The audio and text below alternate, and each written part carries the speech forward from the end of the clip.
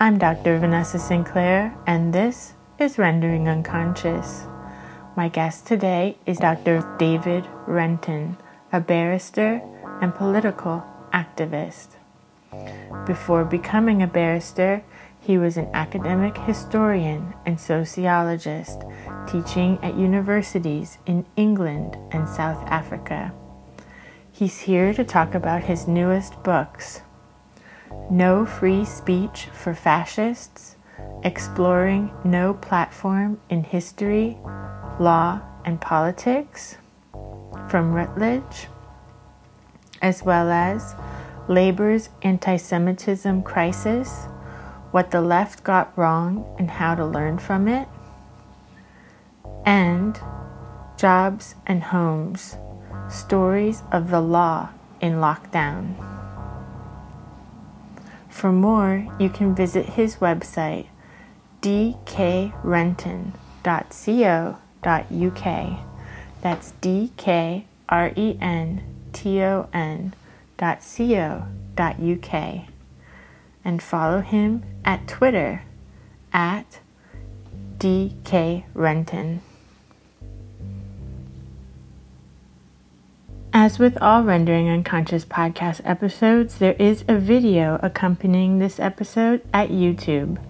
Just visit Trapart Film's YouTube channel. That's Trapart Film at YouTube, or search for Rendering Unconscious podcast.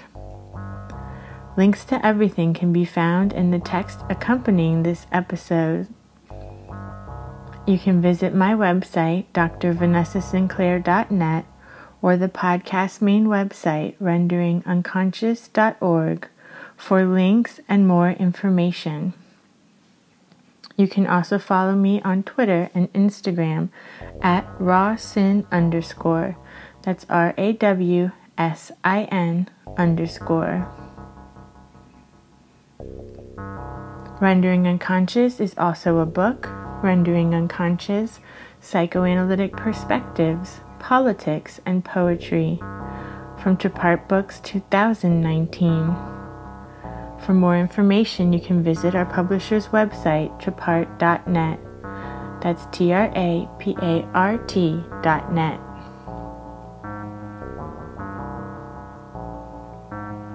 You can support the podcast at our Patreon, patreon.com/Vanessa23Carl. That's VANESSA23CARL. Your support is very appreciated. Thank you so much for supporting Rendering Unconscious podcast and all of my other creative endeavors.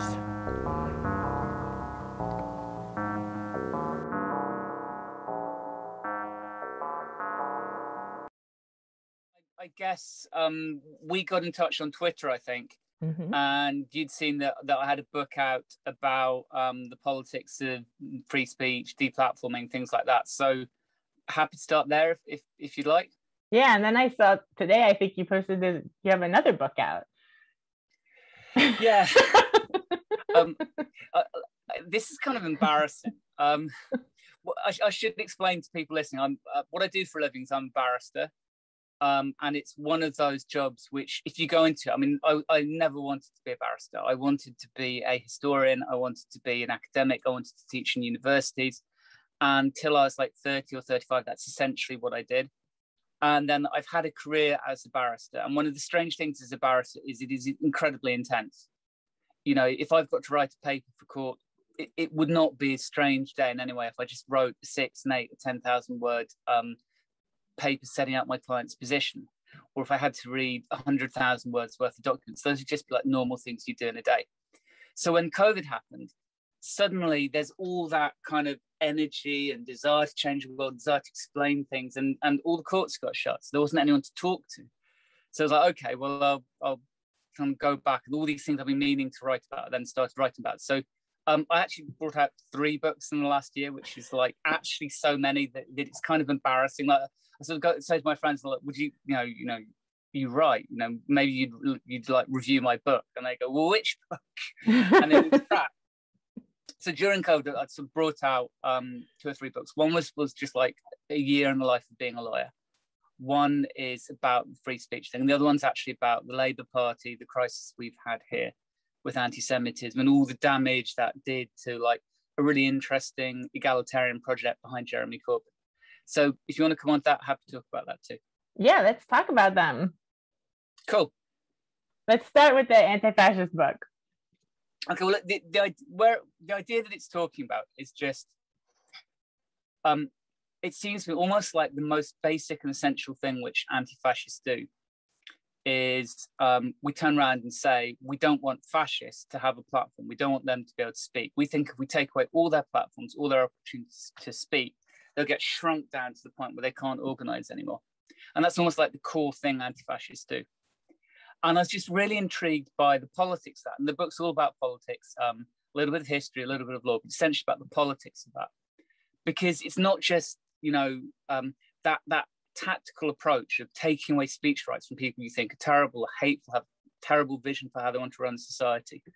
It's running up against huge cultural politics.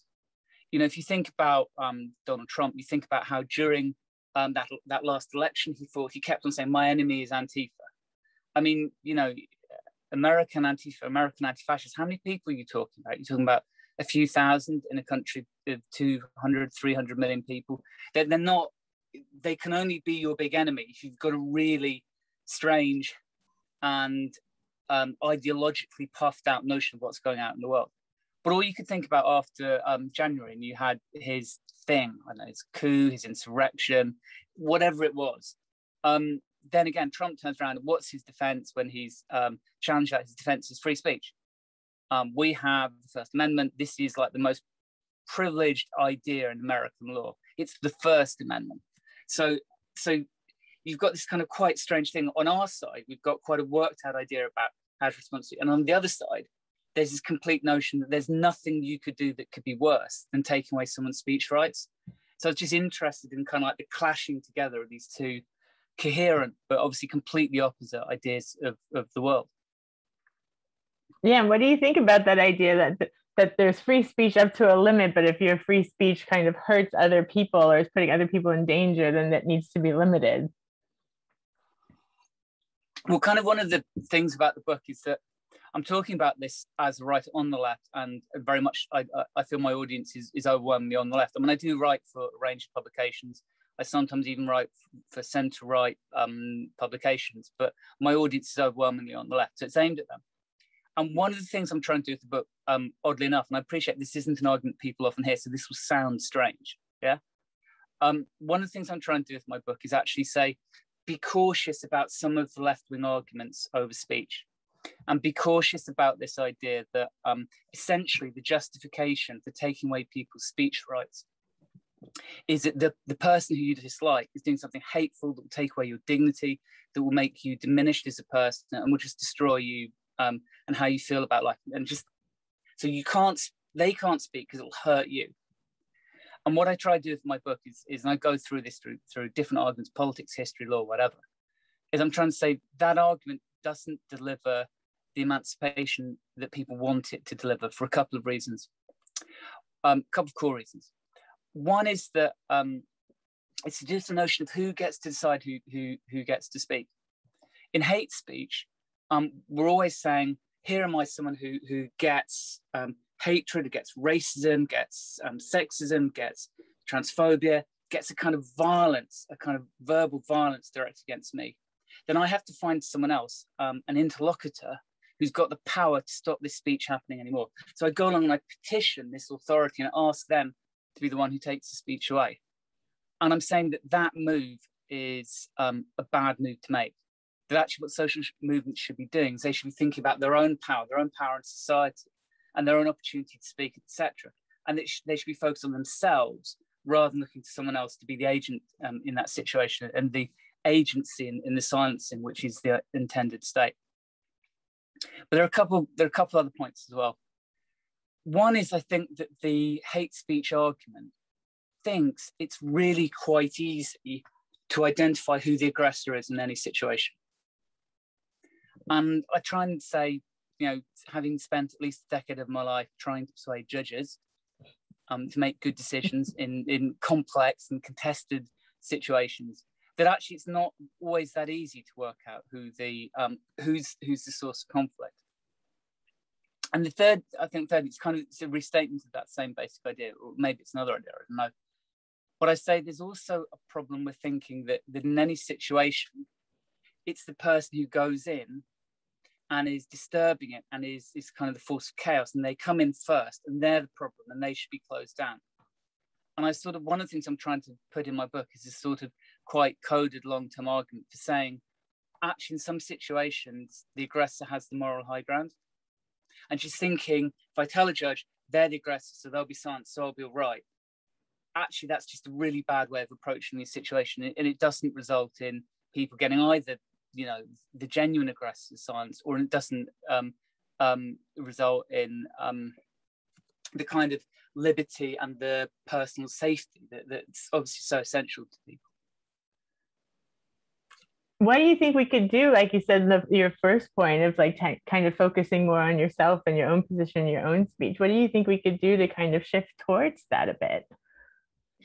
I think one of the things I'm trying to encourage people to see is that it kind of depends what kind of adversary you're facing. Let's say you're in a situation where genuinely the adversary is fascism, and it's a fascism which people can understand. If that's the adversary you're facing, then I think it's quite easy to justify tactics which might include silencing, shaming, confrontation, etc. Loads of people get it and understand it. And if you want something, I don't know if this is an example which your listeners will be able to relate to, but you think about the example of Richard Spencer at the inauguration in Washington. This is a guy who's made his career trying to import into America a particularly ideological and theoretical version of fascism. And there's a clip where he gets punched. And something like, I don't know, but all the different films, that so many different films got made of this one image that maybe like 50 million people around the world watched that image. And my understanding is very few people disliked that image. In fact, almost overwhelmingly, there's this kind of people watch it and there's this immense sense of relief and happiness that took place. But why did that happen? And to my mind, it's because it's not because of the image just of this Nazi getting punched. It's actually because that image is prefaced by about 30 seconds of dialogue. And in that 30 seconds of dialogue, there's an exchange. You hear Richard Spencer is given his opportunity to kind of say what he stands for. And he's asking, are you white supremacists? He kind of giggles at the question and gives this very this elusive and unbelievable argument. So suddenly, at the end of it, everyone goes, okay, that person's obviously a creep. Whether he's a fascist or not, you can write a PhD about that, but he's obviously a creep and you can understand why he gets punched. But that kind of tactic is legitimate to a certain kind of enemy. Let's say that the thing you're trying to resist is something which feels like much more mainstream, much more at the center of politics. And I suppose what I'm saying in my book, if you're in a movement, if you're an individual and you're facing one of those sorts of enemies, it feels like they've got like quite a lot of the imprimatur of society upon them, then probably the tactics which are going to be legitimate are quite different. And they might not even be about necessarily trying to, as it were, turn the volume down on that person's speech till it gets to the point where it's zero.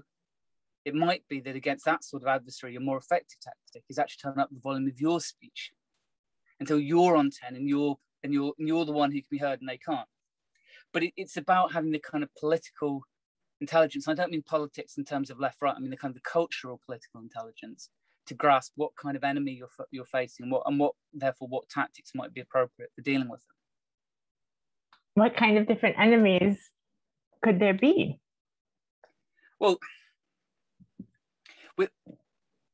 we live in a moment where a lot of people identify their enemies as being about, if you think about the hate speech approach, which is just about saying, I don't want someone to speak because what they say is hateful, then that approach might be someone who's talking in a way which is identifiably racist or sexist or homophobic, etc. But the point I want to make, I suppose, is that there are an awful lot of people out there who talk in ways which are racist, sexist, homophobic, etc. One of the examples I talk about a lot in my book is because it's kind of one of the great moments of anti-fascist history and something which a lot of writers in Britain and the States draw on is Britain in the 70s. For example, there was a student movement in the United States, in fact, the student movement, the National Union of Students.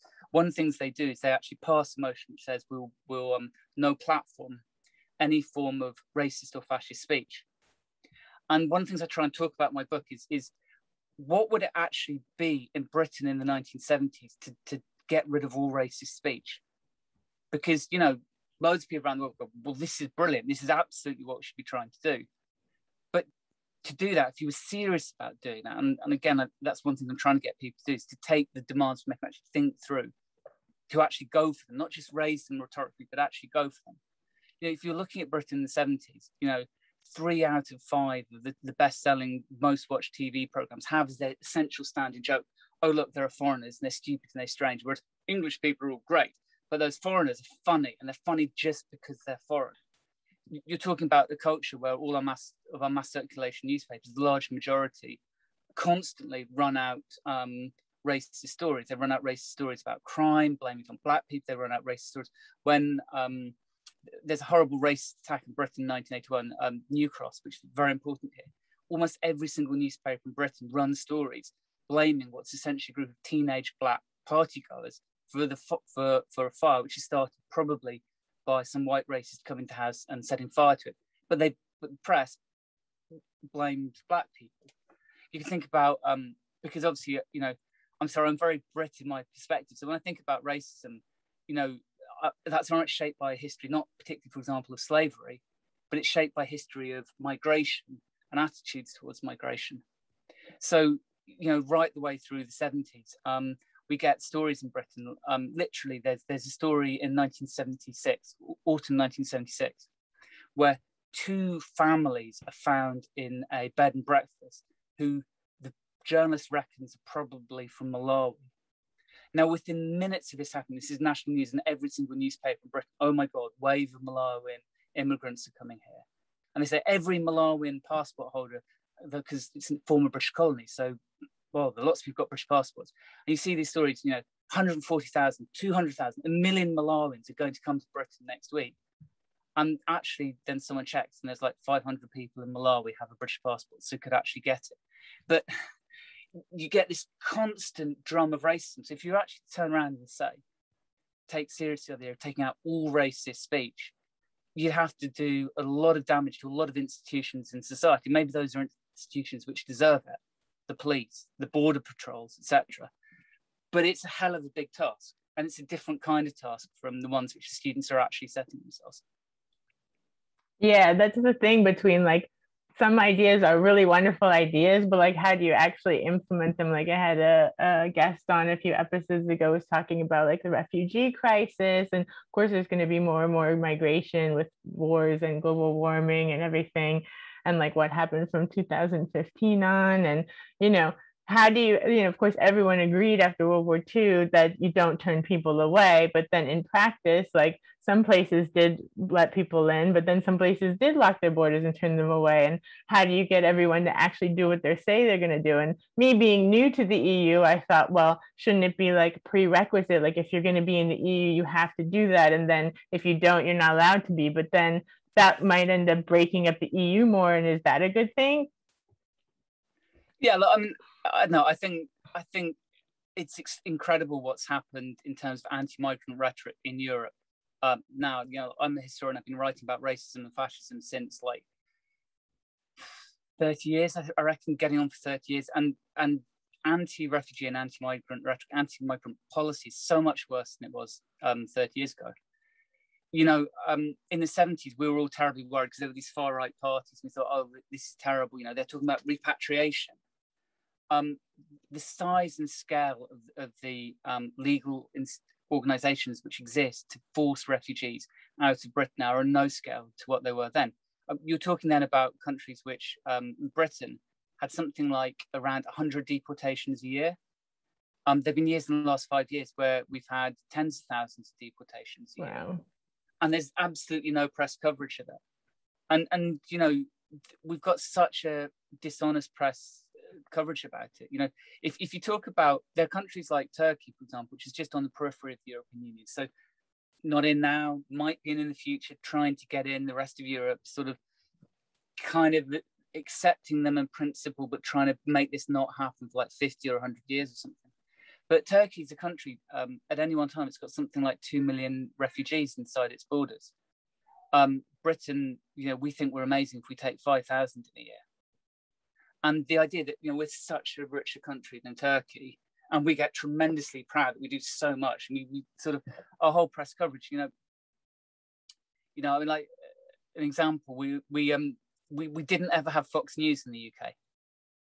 We didn't have a British equivalent. And in the last month, we've acquired a British equivalent, a British TV program.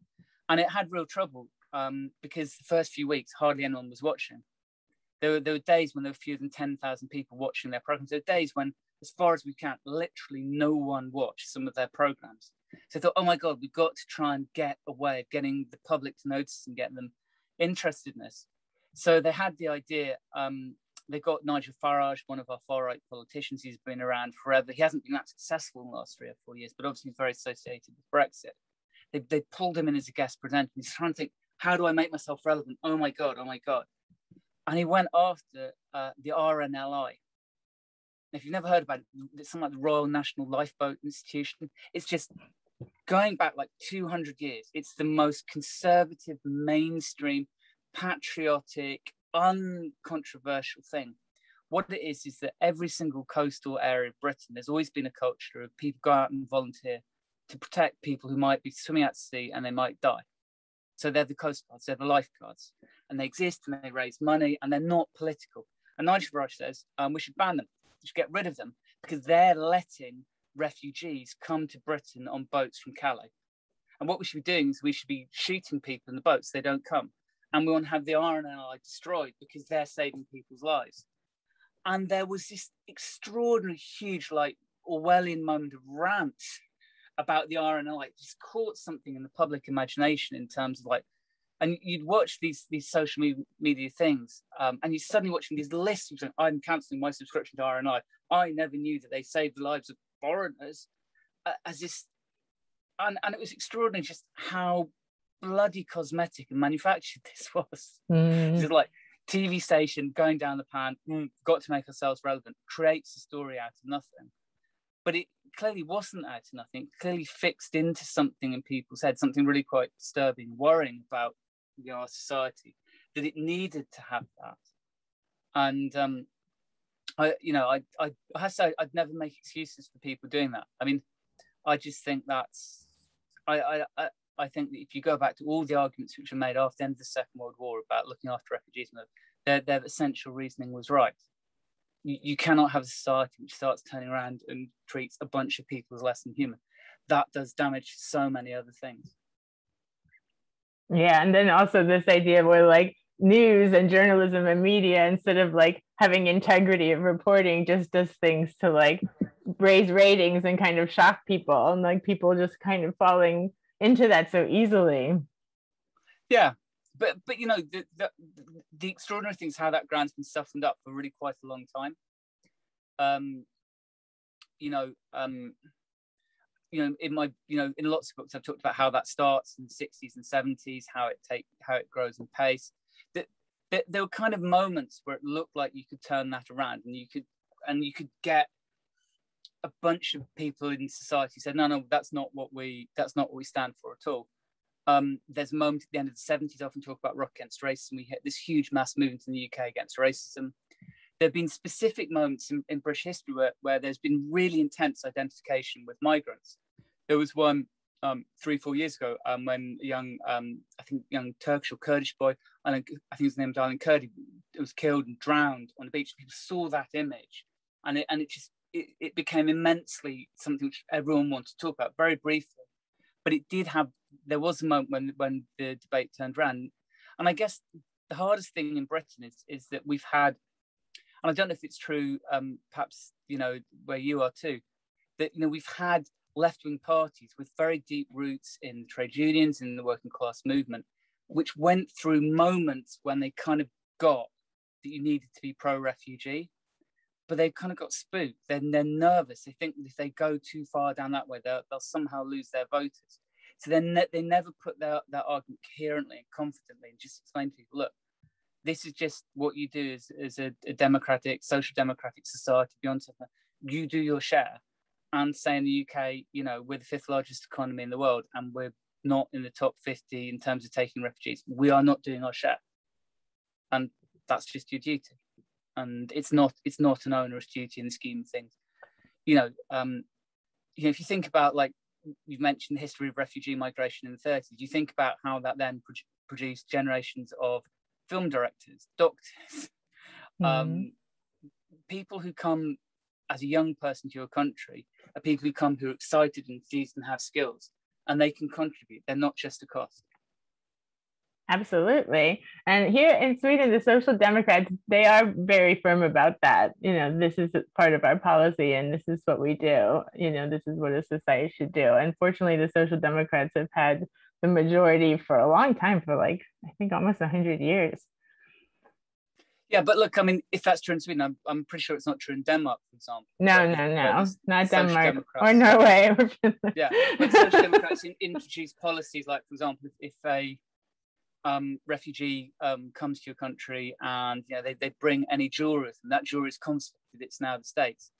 I mean, this will sound really weird, but when I heard that, I couldn't help but think, because I've got a family on my mother's side, my family are Jewish, on my father's side they aren't, so I've got both behind me, and I know some of my mother's stories about her parents as a family escaping from Nazi Germany, coming over to Europe, and doing that thing of turning the relatively small amount of money they had, that people had like a shop basically, turning it into literal jewelry and then hiding it. So you're on a train, you're trying to get out to freedom, and hiding the jewelry where no one will see it. And I found it very hard then think about that story of Denmark, where they go, well, okay, we're going to confiscate all the jewelry. That just seemed to be one of those things which has got a real resonance. It's people choosing to put themselves almost on the wrong side of history, and I don't get why anyone would do that personally. Something that's interesting that I learned that Sweden does, now that I'm finally able to start like reading and listening to their news in Swedish instead of just in English, is that they never say any ethnicities of people when they report the news. It's always like a man or woman. They don't describe anything else about them. Yeah, well, those are all debates in anti-racist circles. I mean, maybe the thought process behind that's actually a positive one, which is if you start describing people in terms of ethnicity, then you're giving race a credence, and I've certainly heard in lots of different places the argument that's just something you should never ever do. I have to say, one of the best arguments I ever heard back to that as a response to that was, I remember I had a teaching job a long time ago, like nearly 20 years ago in South Africa. So not that long after Mandela had come out, not that long after the first democratic election. And I got really lucky. I got offered to teach there just for a year and had an amazing time. But I remember being at this academic seminar, and there was this sort of white prof appointed under the apartheid era, and he's just going, yeah, I don't understand. Why do you always have to make such a deal out of race? We've got equality now. Couldn't we just all see each other as human? And it's like, there's like 20-year-old people in the room having to respond to this person they admire and they respect, and had probably been on the right side for most of the last 10 years. So they weren't having go at him, but just explaining really slowly and patiently, well, look, we live in this university. This university has 5,000 people in it, 80% are white. The town that this university is in is 90% black. And of the black people in that township that surrounds town, they do not get to this university. There are still so many walls, so many gates, housing, jobs, everything, so you can have equality. So there's a reason why we talk about race, which is actually we're serious about equality. Are you serious about equality? And, obviously the prof guy wasn't great at answering the question, Yeah, that's great. And that kind of seems like it segues into the book that just came out that I saw on Twitter today. Oh, the one about anti-Semitism in the Labour Party. Yeah. Anyone listening, you've not seen the kind of slight sigh in my face as Vanessa asked the question. That I kind of feel it's slightly different. When I'm talking about free speech, I'm talking about, and the politics of free speech, I'm talking about the left and what we could be doing, and maybe what we could do that could work a bit better and be more exciting. When you talk about the Labour Party and anti-Semitism, for me, the first thing, you just have to acknowledge that we did get quite a lot wrong. That we had a leader of the Labour Party in Britain, Corbyn, who was really quite an exciting and interesting figure. You know, he comes in 2015. He's probably the most left-wing leader the Labour Party had ever had. He, there were things about him which were really exciting. He wasn't just a Swedish-style social democrat, although he was that. You know, he talked about housing. He got this completely destructive housing market we've got in the way. It just carves housing out for younger people, forces them to live for decades on very high rents, which goes alongside debts from student debts, etc., and creates this sort of this really destructive model where you've got a kind of almost like age banding in the economy. So if you're over 50, well, if you've got a mortgage because it was easier then, you know, actually the economy's doing great, you're doing all right, you're pretty well off. If you're under 30, then you're spending 50, 60% of your take-home pay on housing, and you have all sorts of other debts too, and it feels like it's never going to end. So you have these kind of boom for one part of society and bust for another part of society, and it's just constant like that. It never feels like it's going to change. Those sorts of things he was brilliant on. But the thing that Corbyn was also really good at is he was willing to talk about empire. He's really willing to talk about Britain and our place in the world. He's willing to talk about policing. And he didn't see like Britain as this sort of great society that was doing everything perfect. And if there's ever a problem, lift up the Union Jack. And therefore some of the people he appealed to were, for example, black voters, young voters, grime artists. There's this really interesting dynamic in Britain where it kind of felt like everything was going in just the sort of way which, if you're a lefty and at all serious as a lefty, it was like, whoa, you know, the society's growing up. You know, we're getting to the place we're going. And then Corbyn starts kind of falling apart for a whole bunch of different reasons. Anti-Semitism is only one of them. But you start getting this phenomenon of anti-Semitism in the Labour Party. And we see different versions of it. We see a lot of it on social media. We see a lot of it being really blatant. You know, people on the Labour Party sort of sharing Holocaust denial messages. Or, one of my favourite cities in Britain is Liverpool. One of my favourite venues in Liverpool, the founder of it is this guy who's been anti-racist all his life. And they've got a Jewish MP, a relatively right-wing Jewish Labour MP. And he gets drunk and literally goes up to her and starts abusing her and starts saying, your Prime Minister is Benjamin Netanyahu. Okay, well, this might be about Palestine rather than Jews. Okay, well, we'll listen. What else does he say? He says, all Jewish people are rich and I hate you because you're a Jew. And to my mind, this is completely shocking. This isn't the left I grew up in. These aren't at all the values. And sort of what I'm trying to do with the book is kind of try and just, first of all, just understand what happened. Because we had something like, over the course of 4 years, we had something like 10,000 stories in the national press about anti-Semitism in the Labour Party. And if that was just 10,000 stories in the national press is quite a small part of the media these days. We had probably total number of stories, all the different stories, even including blogs, podcasts. We probably had like 1 million stories about anti-Semitism in the Labour Party. Some where there's real truth to it, some where it's actually manufactured, just all different versions of it.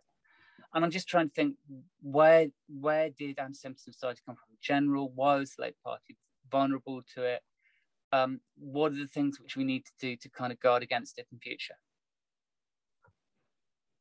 It's so interesting. And then I was thinking too, imagine how much you're not hearing about that's going on. Yeah, totally. I mean, one of the arguments which was made repeatedly was, why on earth is it that, for example, everyone's talking about anti-Semitism in the Labour Party? Why wasn't everyone talk about, for example, Islamophobia in the Conservative Party? Why doesn't anyone ever talk about anti-Black racism? If you think about a moment in Britain in 2017, Corbyn stands in general election and actually massively increases the Labour vote. And this is after the anti-Semitism story's already started, it's in the press. While this is going on, there's this kind of secret officials like WhatsApp channel where they're sharing commentary about how Labour's going to do. I'm talking about Labour Party officials. And you read their private discussions amongst each other. And first of all, they're just saying, God, our party could win. Yeah, so it's like, imagine like in America, it's be like if you've got the WhatsApps of the DNC and Bernie Sanders is the presidential candidate, and it's looking like Bernie Sanders might actually win. And no one is going, thank goodness our party's going to win the election. Everyone's going, oh my God, this is a disaster. This is the worst thing that's ever happened in my life. These absolutely horrible people on the left are going to win. But it's not just that they're they're very, very anti kind of the rank and file of the ordinary members of their own party. They're also sharing an enormous number of like anti-black racist messages amongst each other. Like every single Labour, black Labour MP, they come up with different cuss words for them, and really unpleasant stuff. The sort of stuff which you thought people wouldn't even do in private since 40 years ago, maybe. And they're all sharing this stuff. So you kind of have this weird thing, which is, yes, there's genuinely anti-Semitism in the Labour Party, but yes, there's also this big rise of like anti-black racism, for example, which, you know, the press can't talk about because the press have built up this huge story about Corbyn, and you can only have one story at a time. You can't say, okay, there's all these sort of anti-Jewish racists who suddenly like, well, they're the story. Well, what about these other people? No, they're not the story, so we won't look at them. So that's part of it. But I have to say, I don't want, in my book, I don't try to just say, look, what about something else? I think one of the mistakes we made on the left is we were quite prone when this happened. We found it really uncomfortable.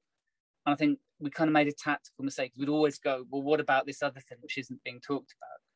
And I think sometimes you just got to hold up your hands and say, actually, this happened. Not proud of it. We don't like it, but it happened. We own it. We made that mistake, and we're not going to let it happen again. And I just think that's much healthier than people going, look, these other people were in an argument, they were just as bad or they were worse. Well, probably they were, but I can't change them, whereas I might have some influence amongst the people who, like me, are on the Labour left. So I'm going to try and talk to people on the Labour left and explain what we got wrong, and then let other people worry about what someone else got wrong. One of the frustrating things is that sometimes in the UK you feel that actually some of the arguments, some of the long arguments about, say, racism and music and so are actually being won. You know, we've had some really interesting art and political mass culture come out of Britain last year. We've had the Small Act TV programmes which have gone through the history of Blair Peach, Lovers Rock, all these great sort of unresolved battles from the 1970s. They've all been on TV and millions of people have been watching them. So we kind of had that. So you kind of feel like, yeah, this is a big step forward. But then something else happens and you feel, oh God, it's another big step back. Yeah, but this is interesting that you're talking about both books too, because like you said, the one book is kind of looking at like where we might have gone wrong and like what you can do to like acknowledge that and maybe do it differently next time. And the other one is looking at like, what can we do? What steps can we make to like build towards a new way of doing things? So it's like kind of acknowledging the past and like how to move forward in a different way. Yeah. And again, I mean, it's not something I've never really tried to stick them too close together because they come from different movements and different contexts. But you know, for example, with the anti-Semitism book, one of the things I suppose I'm doing, again, going back to this notion of, do you just ban people you disagree with? Well, what that would mean in the Labour Party is, like everyone who said anything even mildly anti-Semitic, right, you expel them. Today we had, or was it yesterday, we had film director, his name's gone out of my head, Ken, did Catty Come Home, which is a great documentary from the 60s. I'll be, as I carry on speaking, we can find it. I can edit it. It's not live. Ken Loach. So he got kicked out of the Labour Party, not because he'd said or done anything anti-Semitic, but because the Labour Party had written to him and said, look, we think you've been on demonstrations with people who might have said or done anti-Semitic things. And you were in the same room as some of these people. So we want you now to denounce them. And if you won't denounce them, we're going to expel you. And this is just, again, that really is no way to stop anti-Semitism in my mind. We're a country where something like one in 6 British people, if they're asked question, do you think that the Jews have too much influence in the media, will say yes. 1 in 10 people are asked, if your daughter was to marry someone who's Jewish, would that upset you? 1 in 10 people say yes. So there's an awful lot of still anti-Semitism in our society. So therefore, it seems to me the first thing you do is you kind of go, okay, well, actually, some people might have rubbish ideas. So rather than going, right, your bad ideas, we're going to like put them in this capsule and like expel them somewhere a long way away so we don't have to live with this nastiness.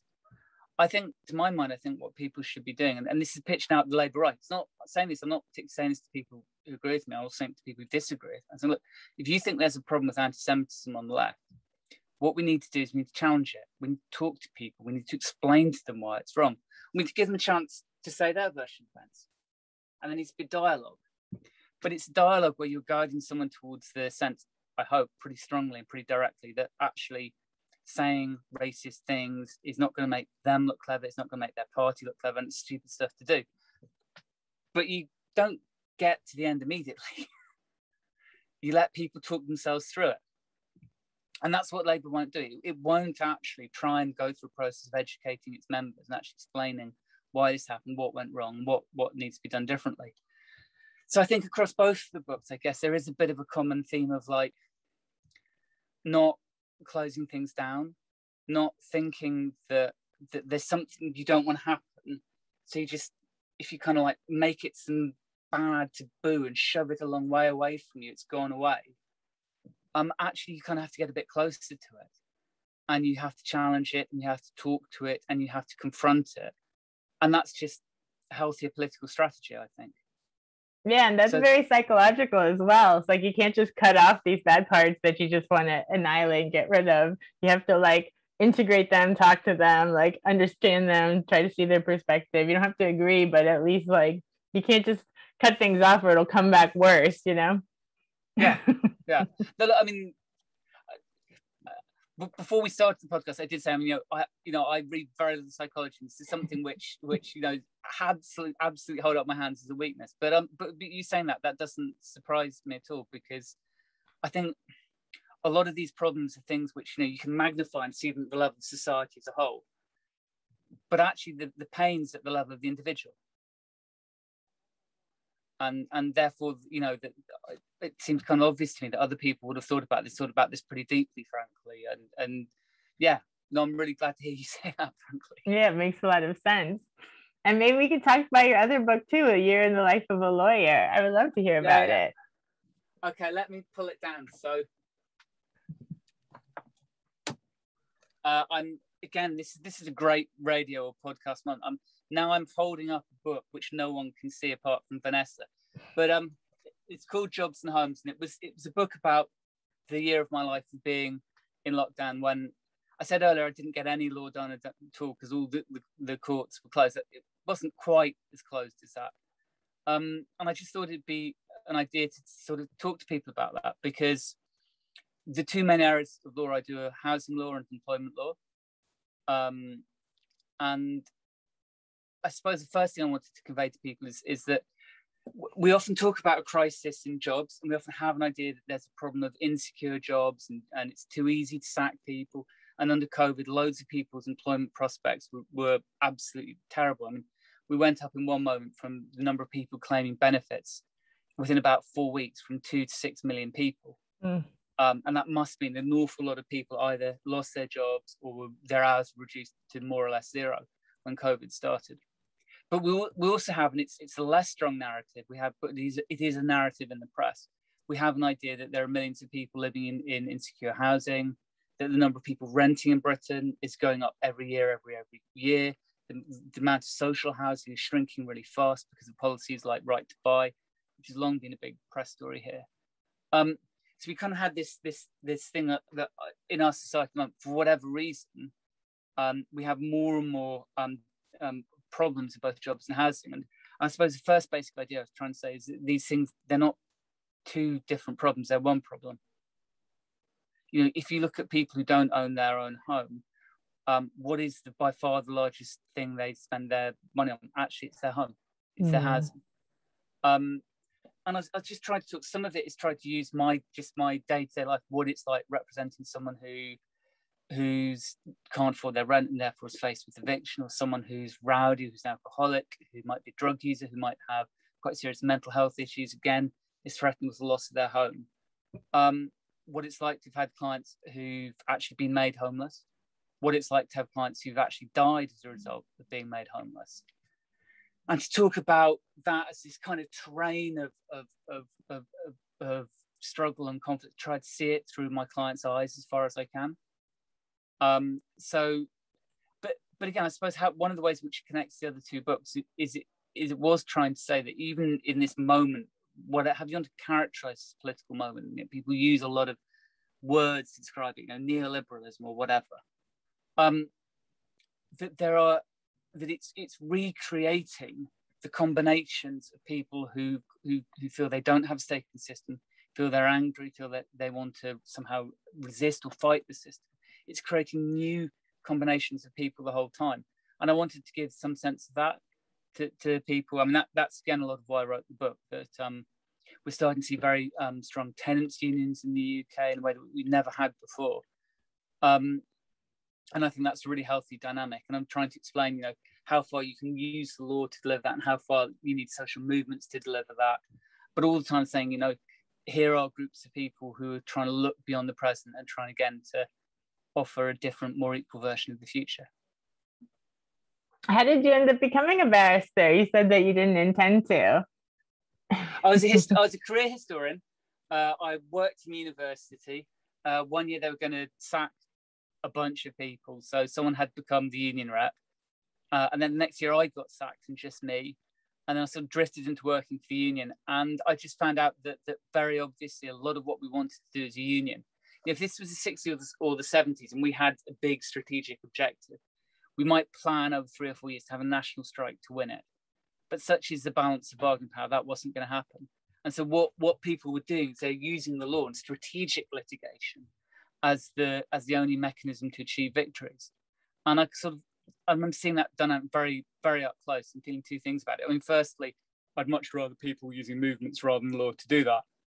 But also secondly, you know, if that really was where the action would be, I'd like to be a bit closer to it. You know, just, you know, I'd like to be the one arguing the case. And you know, it's not something I particularly talk about in the book, because I did try to keep the cases actually the cases I've fought in the last year. And saying the employment courts just fizzled out to like to nothing for months on end until we worked out kind of an online court system. But you know, over the course of my career, I've represented a lot of workers in some really interesting cases. I was when a group of construction workers 10 years ago got blacklisted out of their jobs, I became more or less the in-house counsel to them, and just had amazing clients, you know, going to all sorts of incredible courts, you know, the Court of Appeal, the European Court of Human Rights, trying to come up with completely new and unworked out previously legal strategies to get certain things to change. So I just wanted to give a bit of flavour of that too in the book, insofar as I could, given to say that you know, that hasn't been particularly the cases I've been fighting this year. But yeah, but it's always interesting. So interesting for me to see how people's like lives end up, and you end up in this kind of niche, like where your history as a historian ends up fueling or feeding your kind of new line of work. Like everything builds on top of each other. Because I work with a lot of students, and a lot of times they feel like they have to have their career path like planned out, and like everyone else knows what they're doing when they're 22, but why don't I? And it's like no one else knows what they're doing at that age. And also things change like that, you know, you get laid off, things move around, but it always ends up kind of adding up to a new way of working in the world. So yeah, totally. I mean, again, like, I mean, I remember when I was an undergraduate and I finished, and I remember really intensely that feeling of like, it seemed like every single person I knew had a really cleverly worked out plan. They had an opportunity and they had a place and a thing. And, you know, I have to admit, if I look back on that time of my life, I quite wish I'd gone a bit slower, actually. You know, I feel that something came along and it was the first thing. In my case, it was to do a PhD, straight from undergrad to a PhD without anything in between. And I feel, you know, right now, actually, I don't mind that too much. But I definitely remember feeling like 25, 28, 30. I'd have done a lot better to go slower at that point and just really spend a bit more time thinking what I really wanted to do. Right now, I don't mind, because the PhD, as you said, became a layer and other things built on top of that layer. Mm. But I certainly remember for quite a long time going, if I'd thought a bit about it, you know, been a bit slower, that could have been a bit cleverer, you know? I have a little bit more time off to enjoy myself. Is there anything that we didn't get to that you wanted to be sure to mention? Any other things coming up, or events or anything like that? Not at all, Vanessa. Thank you. I mean, I feel like we've really covered a lot. Yeah, it's fun. And anytime you have a new thing coming out that you want to talk about, just let me know. You're always welcome. Will do, definitely. All right. Thank you then. Bye. Bye.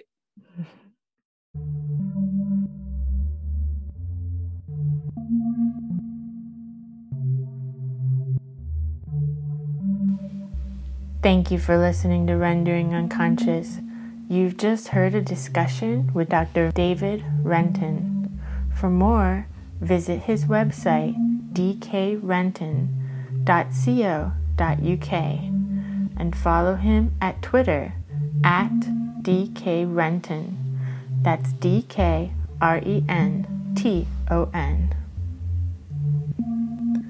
Links to everything can be found in the text accompanying this episode. You can visit my website, drvanessasinclair.net, or the podcast main website, renderingunconscious.org, for links and more information. You can also follow me on Twitter and Instagram at rawsin_. That's RAWSIN_. Rendering Unconscious is also a book, Rendering Unconscious, Psychoanalytic Perspectives, Politics, and Poetry, from Trapart Books 2019. For more information, you can visit our publisher's website, trapart.net. That's TRAPART.net.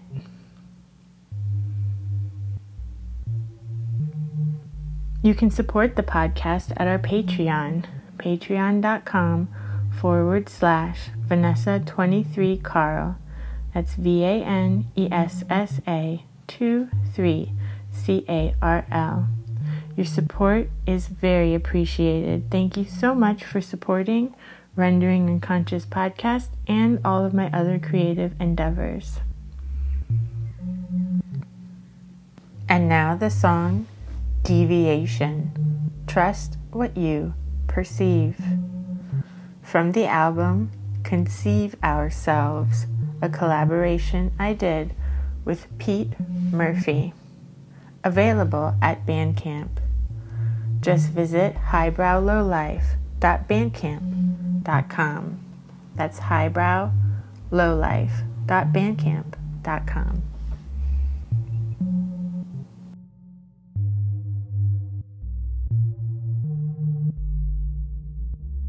The deviation within the world as the work is recreated through sexual acts, mental projection. This how for it to take its flight, formless, and allow its progress with, from the intention, and allows for the person. Divination is often used. Needs to be done further as the formation of new life then speaks a new language.